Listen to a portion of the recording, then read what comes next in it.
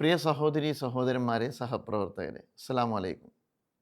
ജമാഅത്തെ ഇസ്ലാമി കേരള 180ഓളം കേന്ദ്രങ്ങളിൽ ഏരിയ സമ്മേളനം സംഘടിപ്പിക്കുകയാണ്. ഇസ്ലാമിക പ്രതിനിധാനത്തിൻ്റെ കർമ്മസാക്ഷ്യം എന്ന തലവാചകത്തോടു കൂടിയാണ് സമ്മേളനം നടത്തുന്നത്. ജമാഅത്തെ ഇസ്ലാമിയെക്കുറിച്ച് മലയാളികൾക്കറിയാം.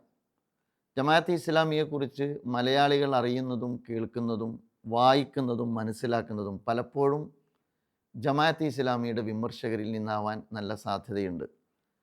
ഇസ്ലാമിക പ്രസ്ഥാനത്തിൻ്റെ സാഹിത്യങ്ങളിൽ നിന്നോ പ്രഭാഷകരിൽ നിന്നോ അതിൻ്റെ പ്രവർത്തകരിൽ നിന്നോ ജമാഅത്തെ ഇസ്ലാമിയെ അനുഭവിക്കാനോ അറിയാനോ കഴിയുന്നവർ വളരെ കുറവാണ് എന്നാണ് ഞാൻ മനസ്സിലാക്കുന്നത്. ചരിത്രത്തിൽ പ്രവാചകന്മാർ നിർവഹിച്ച ഈ കാലഘട്ടത്തിലെ ഇസ്ലാമിൻ്റെ പ്രതിനിധാനം നിർവഹിക്കുക എന്നതാണ് ജമാഅത്തെ ഇസ്ലാമി ഈ രാജ്യത്ത് നിർവഹിച്ചുകൊണ്ടിരിക്കുന്ന പ്രധാനപ്പെട്ട ദൗത്യം. ഇസ്ലാം ഒരു ദർശനമാണ്, ജീവിത ദർശനമാണ്. ഇസ്ലാം വേ ഓഫ് ലൈഫ്, മനുഷ്യ ജീവിതവുമായി ബന്ധപ്പെട്ട വഴികാട്ടിയാണ്. ഇസ്ലാമിൻ്റെ വർണ്ണത്തെ ഒരു ബഹുസ്വര സാമൂഹ്യ ജീവിതത്തിനകത്ത് അതിൻ്റെ സൗന്ദര്യത്തോടു കൂടി അടയാളപ്പെടുത്തുക എന്നതാണ് ജമാഅത്തെ ഇസ്ലാമി ഉദ്ദേശിക്കുന്നത്.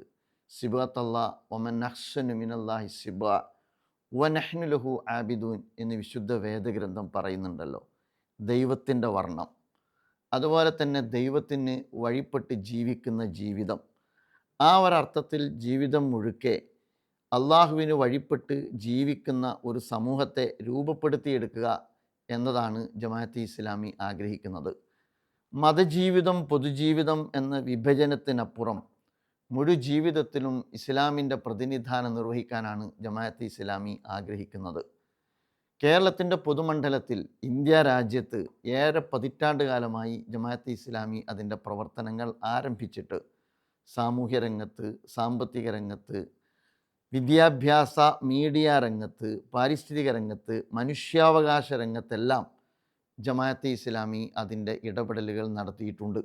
സാമൂഹ്യ രംഗത്ത് ഇസ്ലാമിൻ്റെ വിശ്വസാഹോദര്യ സങ്കല്പത്തിലൂന്നി നിന്നുകൊണ്ട് സാമൂഹ്യ ഉച്ചനീചത്വങ്ങൾക്കെതിരിലും സാമൂഹ്യ അനീതിക്കെതിരിലും ഇസ്ലാമിക പ്രസ്ഥാനത്തിൻ്റെ ഇടപെടലുകൾ ഉണ്ടായിട്ടുണ്ട്. സാമ്പത്തിക രംഗം എന്ന് പറയുമ്പോൾ പലിശരഹിതമായൊരു സാമ്പത്തിക കാഴ്ചപ്പാടാണ് ഇസ്ലാം മുന്നോട്ട് വെക്കുന്നത്.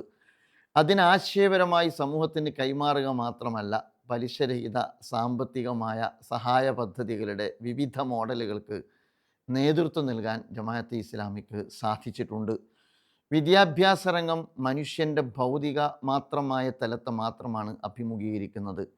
മനുഷ്യൻ ആത്മാവ് കൂടി ചേർന്നതാണ്. അതുകൊണ്ട് തന്നെ ഭൗതിക വിദ്യാഭ്യാസത്തോടൊപ്പം ആത്മീയ വിദ്യാഭ്യാസത്തെ കൂടി ചേർത്ത് നിർത്തിക്കൊണ്ടുള്ള ഒരു സമന്വയ വിദ്യാഭ്യാസ സംസ്കാരത്തിന് പതിറ്റാണ്ടുകൾക്ക് മുമ്പ് തുടക്കം കുറിച്ച പ്രസ്ഥാനമാണ് ജമാഅത്തെ ഇസ്ലാമി. മനുഷ്യാവകാശം എന്ന് പറയുന്നത് ചെറുതല്ല, വലിയ കാര്യമാണ്. വലഖദ് കറംനാ ബനി ആദം വഹമൽനാഹും ഫിൽ ബർരി വൽ ബഹർ വറസഖ്നാഹും മിനത് ത്വയ്യിബാത്ത് വഫളൽനാഹും അലാ കസീരി മിമ്മൻ ഖലഖ്നാ തഫ്ദീല. വിശുദ്ധ ഖുർആൻ വളരെ കൃത്യമായി പറയുന്നുണ്ട്, മനുഷ്യനെ അള്ളാഹു ആദരിച്ചിരിക്കുന്നു എന്ന്. ഏത് വിഭാഗത്തിൽപ്പെട്ടവരാകട്ടെ, അവരുടെ രക്തം, അവരുടെ അഭിമാനം, അവരുടെ സമ്പത്ത് എല്ലാം പവിത്രമാണ്. അതുകൊണ്ട് തന്നെ മനുഷ്യാവകാശത്തെക്കുറിച്ച് സംസാരിക്കുന്നതിന് അപ്പുറത്ത് നിന്നുകൊണ്ട് ഈ രാജ്യത്തെ മനുഷ്യാവകാശം നിരാകരിക്കപ്പെട്ടുകൊണ്ടിരിക്കുന്ന ജനവിഭാഗത്തിൻ്റെ കൂടെ നിൽക്കാൻ ഇസ്ലാമിക പ്രസ്ഥാനത്തിന് ചരിത്രത്തിൽ ഇന്നോളം സാധിച്ചിട്ടുണ്ട്. വിദ്യാഭ്യാസ രംഗത്തെന്ന പോലെ ജമാഅത്തെ ഇസ്ലാമി മീഡിയ രംഗത്ത് ഇടപെടുന്നുണ്ട്. പ്രിൻ്റ് മീഡിയയിലും വിഷ്വൽ മീഡിയയിലും ജമാഅത്തെ ഇസ്ലാമിയുടെ ഇടപെടൽ എന്ന് പറയുന്നത് നീതിയും നന്മയും മാത്രം ഉദ്ദേശിച്ചുകൊണ്ടാണ്. പലരും പറയാൻ മടിക്കുന്നത്, ഇടപെടാൻ മടിക്കുന്നത്, ആളുകൾക്ക് മുമ്പിൽ കൊണ്ടുവരാൻ മടിക്കുന്നത് ശബ്ദമില്ലാത്തവരുടെ ശബ്ദമായി ഇസ്ലാമിക പ്രസ്ഥാനം ഏറ്റെടുക്കുന്നു എന്നുള്ളതാണ്. പാരിസ്ഥിതിക രംഗത്തും ഇസ്ലാമിൻ്റേതായ കാഴ്ചപ്പാടുണ്ട്. പ്രപഞ്ച സംവിധാനം, അതിൻ്റെ ആവാസ വ്യവസ്ഥ മനുഷ്യന് യോജ്യമായി അല്ലാഹു സുബ്ഹാനഹു വ തആല സംവിധാനിച്ചതാണ്. നമ്മുടെ പലപ്പോഴുമുള്ള വികസന ഭ്രാന്ത് മനുഷ്യൻ്റെ ആവാസ വ്യവസ്ഥയെ തകർക്കുന്നതാകാൻ പാടില്ല. പരിസ്ഥിതി സന്തുലിതത്വം നഷ്ടപ്പെടുത്തുന്നതാകാൻ പാടില്ല. അതുകൊണ്ട് തന്നെ പരിസ്ഥിതി സന്തുലിത, അതുപോലെ തന്നെ പരിസ്ഥിതി സൗഹൃദ വികസന കാഴ്ചപ്പാടായിരിക്കണം നമ്മുടെ ഭരണകൂടങ്ങൾക്കുണ്ടാകേണ്ടത് എന്ന് പലപ്പോഴായി ജമാഅത്തെ ഇസ്ലാമി ഭരണകൂടങ്ങളെയും സമൂഹത്തെയും ഉണർത്തിപ്പോന്നിട്ടുണ്ട്. ജനസേവന രംഗത്തും ജമാഅത്തെ ഇസ്ലാമിയുടെ അടയാളപ്പെടുത്തൽ ശ്രദ്ധേയമാണ്.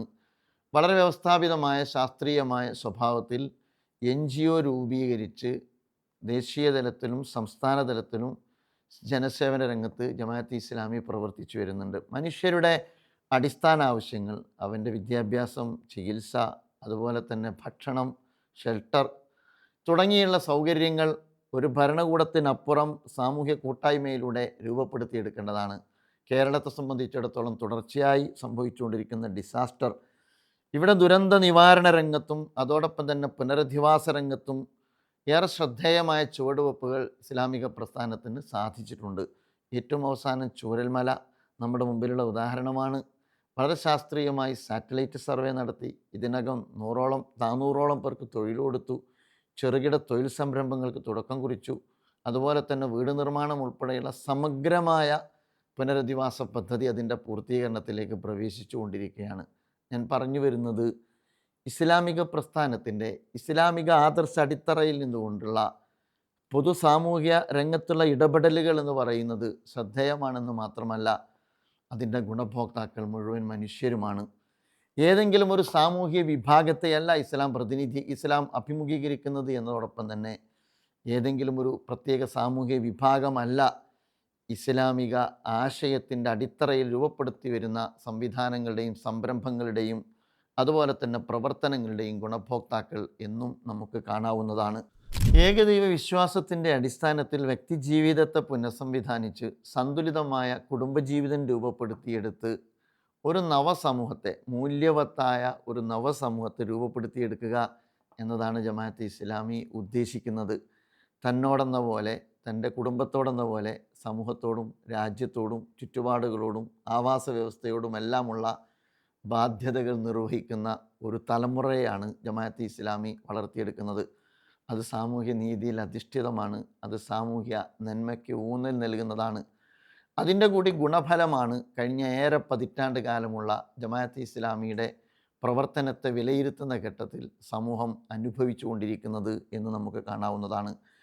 പ്രിയ സഹപ്രവർത്തകരെ, ഇനി വിശ്രമമില്ലാത്ത നാളുകളാണ്. ഇസ്ലാമിക പ്രസ്ഥാനത്തെക്കുറിച്ച് കേട്ടുകേൾവിയുള്ള ആളുകൾ നിങ്ങൾക്ക് മുമ്പിലുണ്ട്. മീഡിയകളിലൂടെയും വിമർശകരിലൂടെയും മാത്രം മനസ്സിലാക്കിയ ആളുകളുമുണ്ട്. അവരിലേക്ക് ഇസ്ലാമിക പ്രസ്ഥാനം ജനസമൂഹത്തിനകത്ത് പ്രസരിപ്പിക്കാൻ ആഗ്രഹിക്കുന്ന നന്മയെ പകർന്നു കൊടുക്കാനുള്ള നാളുകളാണ് നമ്മുടെ മുമ്പിലുള്ളത്. പ്രിയ സുഹൃത്തുക്കളെ, ഈ കാലയളവ് ഇസ്ലാമിക പ്രസ്ഥാനത്തെ മനസ്സിലാക്കാനും അതോടൊപ്പം തന്നെ അടുത്തറിയാനുമുള്ള അവസരമായി നിങ്ങൾ ഉപയോഗപ്പെടുത്തണം. തീർച്ചയായും ജമാഅത്തെ ഇസ്ലാമിയോട് വിയോജിക്കാനും അതോടൊപ്പം തന്നെ വിമർശിക്കാനുമുള്ള അവകാശം നിങ്ങൾക്കുണ്ട്. ആ ഉയർന്ന ജനാധിപത്യ ബോധം ജമാഅത്തെ ഇസ്ലാമിക്കും അതിൻ്റെ പ്രവർത്തകർക്കുമുണ്ട്. നാളിതുവരെ അത് വകവെച്ച് തന്നിട്ടുണ്ട്. തുടർന്നും തീർച്ചയായിട്ടും അത് വകവെച്ച് നൽകാൻ നമ്മൾ സന്നദ്ധരാണ്. അതോടൊപ്പം തന്നെ ജമാഅത്തെ ഇസ്ലാമിയെ അതിൻ്റെ സോഴ്സുകളിൽ നിന്ന്, അതിൻ്റെ സാഹിത്യങ്ങളിൽ നിന്ന്, അതിൻ്റെ പ്രഭാഷണങ്ങളിൽ നിന്ന്, അതിൻ്റെ ഉത്തരവാദിത്തപ്പെട്ട പ്രവർത്തകരിൽ നിന്ന്, അവരുടെ ജീവിതത്തിൽ നിന്ന് മനസ്സിലാക്കാനുള്ള സന്മനസ്സുകൂടി നിങ്ങൾ കാണിക്കുക എന്ന് പറയുന്നത് ഇസ്ലാമിക പ്രസ്ഥാനത്തോട് നിങ്ങൾ കാണിക്കേണ്ടുന്ന ഏറ്റവും എളിയ നൈതികതയുടെ കൂടി ഭാഗമാണ്. ഈ അവസരം അതിനുള്ളതാണ്. ഒരിക്കൽ കൂടി എൻ്റെ പ്രിയപ്പെട്ട സഹപ്രവർത്തകരോട് ഇനിയുള്ള നാളുകൾ സമൂഹത്തിലേക്ക് ഇറങ്ങുക, സമൂഹവുമായി സംവദിക്കുക. അവരിൽ പലരും തെറ്റിദ്ധരിച്ചിരിക്കുന്ന ഇസ്ലാമിനെ അതിൻ്റെ സൗന്ദര്യത്തോടു കൂടി അവരിലേക്ക് പകർന്നു കൊടുക്കാൻ, അവരെ കേൾക്കാൻ, അവരുമായി ബന്ധപ്പെട്ട തെറ്റിദ്ധാരണകൾ നീക്കാനുള്ള കാലയളവായി നിങ്ങൾ സ്വീകരിക്കുക. സമൂഹത്തോട്, എൻ്റെ പ്രിയപ്പെട്ട എന്നെ കേൾക്കുന്ന സുഹൃത്തുക്കളോട്, നിങ്ങൾ അറിഞ്ഞതിനപ്പുറം നിങ്ങൾ അതിൻ്റെ ആധികാരികമായ സോഴ്സുകളിൽ നിന്ന് ഈ പ്രസ്ഥാനത്തെ അറിയാൻ ശ്രമിക്കുക. നാഥൻ നമ്മെ അനുഗ്രഹിക്കട്ടെ. അസ്സലാമു അലൈക്കും.